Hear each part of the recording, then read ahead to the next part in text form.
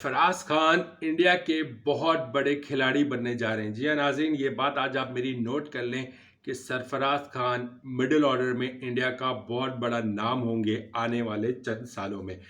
आप सरफराज की तीन टेस्ट मैचेस खेले सरफराज ने, और सरफराज की तीनों टेस्ट मैच में 3 50s देख ले, वो भी बेसबॉल लोगों के खिलाफ। उसके बाद अभी जो पडिक्कल ने जो लास्ट टेस्ट मैच में, ये 5वें टेस्ट मैच में जो उसने डेब्यूट किया, उसने खुद प्रेस कॉन्फ्रेंस में क्या कहा कि सरफराज खान खुद भी 50 करता है और दूसरे एंड से दूसरे को भी 50 कराता है। यानी कि ऐसे कहने को तो अगर देखा जाए तो सरफराज 2 मैचेस या 3 मैचेस सीनियर थे पडिक्कल से। 2 मैचेस यानी कि 2 मैचेस पहले सरफराज ने डेब्यूट किया था, लेकिन कहने को तो वो सीनियर हो गए। लेकिन जिस तरह उसने खुद पडिक्कल ने अपने मुंह से बोला कि जिस तरह पडिक्कल जब डेब्यूटेंट पे बैटिंग करने आए और जिस तरह सपोर्ट किया और जिस तरह उसने बताया, स्ट्रैटेजी बताई, अप्रोच बताई, हर बॉलर की बताई कि यार इसको इस तरह खेलना है, इस टाइम पे वो ये रिएक्ट करेंगे, और पडिक्कल ने पूरा क्रेडिट सरफराज को दिया और सरफराज ने अपनी भी 50 की और पडिक्कल की भी 50 कराई। तो इससे बड़ी अप्रोच, इससे बड़ा सेंसेबल प्लेयर कौन होगा जो अपनी भी 50 करा रहे और आने वाले यंगस्टर यानी कि जो पडिक्कल है वो भी डेब्यूटेंट है, उसकी भी 50 करा रहा है। तो इसका मतलब है कि सरफराज खान में बहुत दमखम है। और सरफराज खान को मैं पहले भी कह चुका हूँ कि he might be next Javed Miandad, क्योंकि उनके शायद वालिद साहब ने इस तरह, उनके फादर ने कुछ इस तरह के बयान दिया था कि he looks like Javed Miandad, जो उनके ज़माने में जब जावेद मियांदाद पाकिस्तानी क्रिकेट खेलते थे तो जावेद मियांदाद की तरह का इसका स्टाइल है। और अगर he will be the next India के जावेद मियांदाद है तो बहुत बड़ी बात है। खैर, जावेद मियांदाद जैसा लेवल पहुंचना बहुत आसान नहीं होता, क्योंकि वो लेजेंड है। वो उस शख्स का तो मुकाबला आज तक कोई नहीं कर सका। उस जैसा खिलाड़ी दुनिया में बहुत कम आता है, ऐसा टैलेंटेड, ऐसा इतना दिमाग, इतनी शार्प माइंड जानता था, हर बॉलर के दिमाग को समझ जाता था।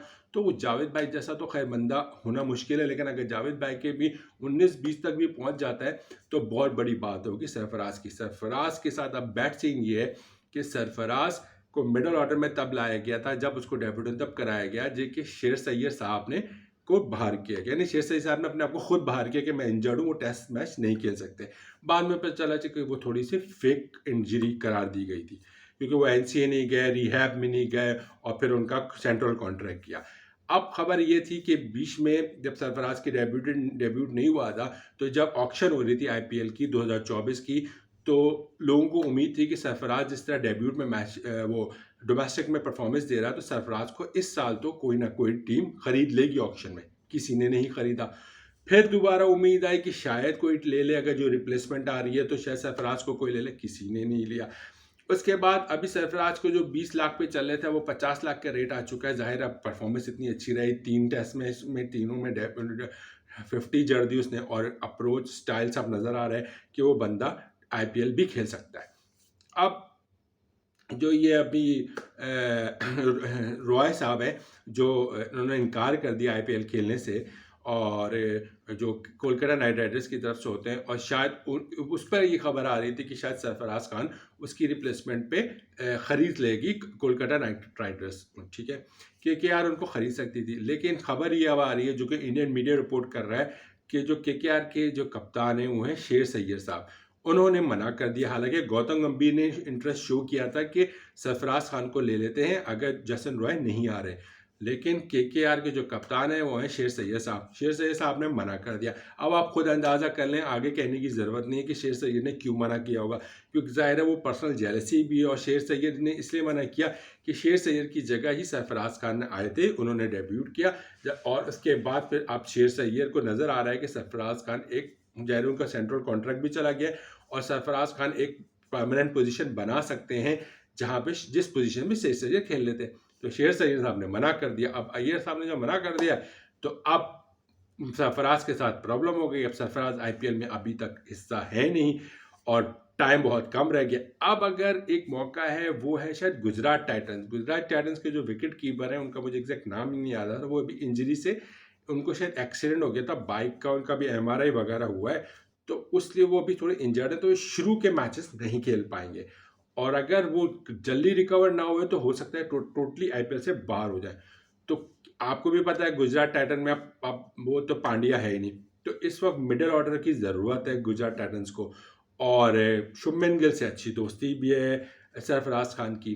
तो जो अगर उसकी वो सरफराज खान विकेट कीपिंग भी कर लेते, और अगर ये होता है तो फिर सरफराज खान को मौका मिल सकता है।